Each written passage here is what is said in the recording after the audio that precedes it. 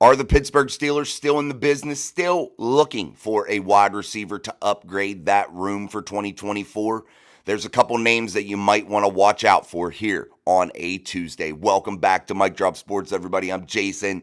Again, welcome. I appreciate you for stopping through. Let's dive into what the Pittsburgh Steelers could possibly be interested in doing here in terms of adding to that wide receiver room. There's a couple names being floated out there right now. One being Denver Broncos wide receiver Tim Patrick, a guy that has been decimated by injury over the last 2 seasons, has no production to speak of considering he's been injured. He hasn't been in there. He hasn't been able to go. A guy that has had 143 catches, I believe, for 2,009 yards, roughly 12 or 14 touchdowns, 12 touchdowns here on his stat sheet. A guy that is productive when he is available and healthy, but he doesn't possess that best quality, and that is being available. That is being healthy.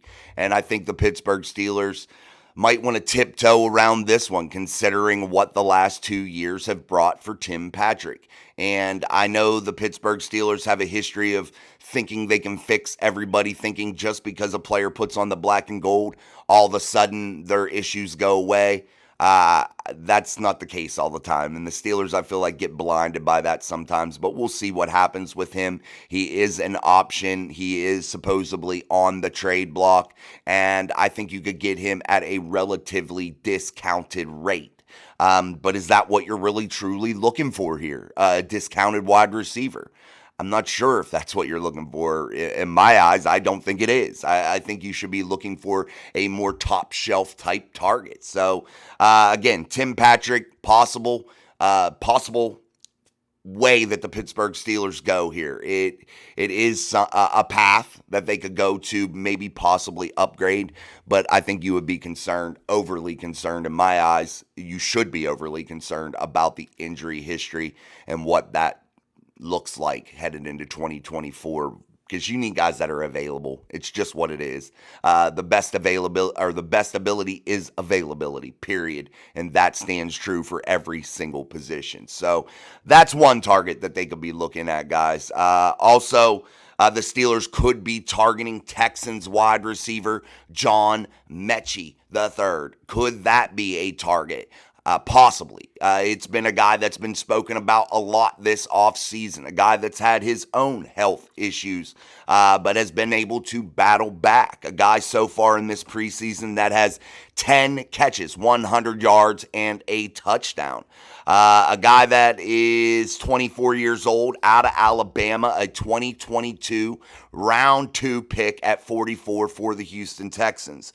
A guy that might be not as utilized considering what they have down there in Houston in the wide receiver room. You have Stephon Diggs, Nicole Collins, you have Tank Dell. So there may not be enough footballs to go around for a guy like John Mechie III, and perhaps the Texans realize that they have an abundance of riches there and that they may be able to part ways with him and gain some sort of draft capital out of the deal.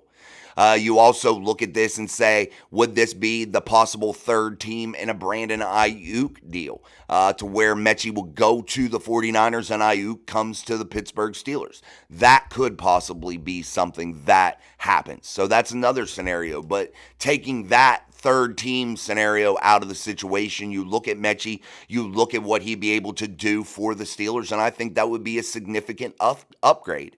I think he has beat his health problems, and he is a guy that is poised to take off and have a real stellar breakout 2024 and really put some significant numbers up. I think he is a guy that can do that week in, week out. I think he is a ball player, man, and that a player that you could count on in big monster moments, a guy that the lights aren't going to be too big for him. So you look at all those options and you say to yourself, the Steelers do have paths that they can take that don't lead to Brandon Aiyuk. And there are options out there. I still think there are other options out there also, but they may not be as easy to execute as maybe these couple moves that we have spoken of here today on the show. But again, the Steelers are in a position to where they can add. And I think they're also in a position to where they can make do with what they have, considering I think they have tremendous hope in George Pickens and his ability to become a top shelf superstar wide receiver this year for this ball club. And I also think they have high hopes in Van Jefferson. I think they have high hopes in possibly Roman Wilson being able to get healthy and start to contribute. I think they have high hopes in Calvin Austin. I think they have tremendous hope in that tight end room, to where I feel like they would be comfortable just going into the season and doing what they have to do. Possibly, if there's a cut down guy that's a little bit better option, maybe putting that, in that 5th, 6th type spot if the Steelers decide to keep 6 wide receivers, which sometimes they do.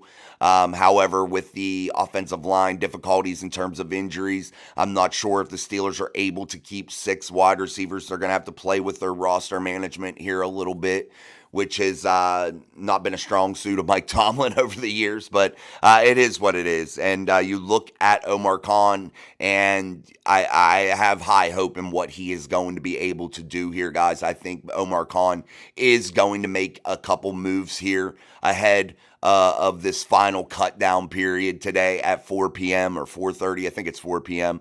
Today, when that deadline hits, this so-called second free agency period after these teams make their cuts. And I think the Steelers will be active inside of that so-called theoretical second free agency period. I think they will be active players. I think there will be moves made. I think there will be upgrades made. But I really want you all to pay attention to the news today, because I think the Pittsburgh Steelers execute a trade. I think that there is a trade that is executed here in the next day or so. I think that something happens. I think Omar Khan is not going to sit there with his ass on his hands and not do a damn thing. I don't think that that's going to be the case. I think Omar Khan is an aggressive general manager, guys, and I think that he knows the significance of what this defense can provide. I think he understands the window in which the Pittsburgh Steelers are in right now. I know that the quarterback play may not be the greatest or the best thing on this football team right now, to where a quarterback's going to go in there and carry this offense. I understand that. But with the defense in place, solid and really consistent quarterback play is a real recipe for winning. And if they're able to get this offensive line taken care of and the players put into place to allow them to be at least serviceable until maybe guys like Broderick Jones can get back from injury, Troy Fautanu back from injury, maybe Dylan Cook back from injury, and just weather this storm of injuries across that offensive line, allow that run game to be really solid, utilize that tight end room, lean on that defense as much as possible, get healthy headed toward, week 6, 7 there, that area, to where you're getting all your players back, maybe even a Roman Wilson. I think if you can weather that storm, the Steelers right now have a recipe for success. And I think that the Steelers are going to do just that. I think they will maybe start off fast with a big monster performance down in Atlanta. I do think that they have that ability, and I think that that's where I'm leaning right now. But there are some holes. There are some areas in which the Steelers need to fix up here, and I think Omar Khan will do just that. I think he is a super general manager in terms of player acquisitions, doing it at the most reasonable rate, not overpaying. I definitely think he's going to do something that really pleases Steeler Nation here in the next day or so, and I think it's going to be monster news here soon, and I think you see it drop relatively soon. I definitely think something's going to happen. So, yeah, man, we're going to wrap it up. Those are the 2 wide receivers that are being floated out there right now.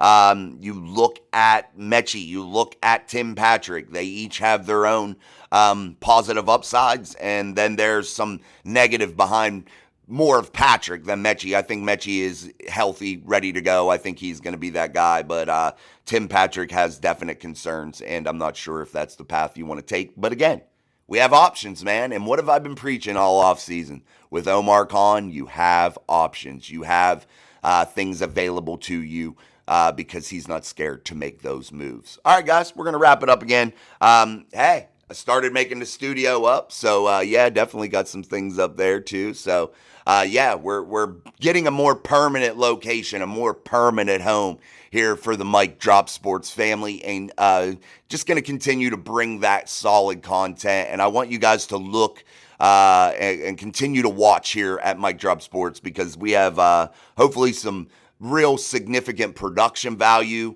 upgrades coming. Hopefully I can make some partnerships here soon in order to increase that production value, maybe adding a producer or something like that. So we are going to now take Mike Drop Sports to that next level and become one of YouTube's biggest Steelers content channels, and hopefully a channel that you all and many others will turn to every single day for your Steelers news and analysis. And we're gonna take it, man. We're gonna take it over here and really rise to the top. So hang on, enjoy the ride. Don't forget to join the Mic Drop Mafia for 99 cents a month to get that exclusive content, emojis, loyalty badges, priority in the live chats, all that good stuff. Make sure you do that. It'll always be 99 cents a month.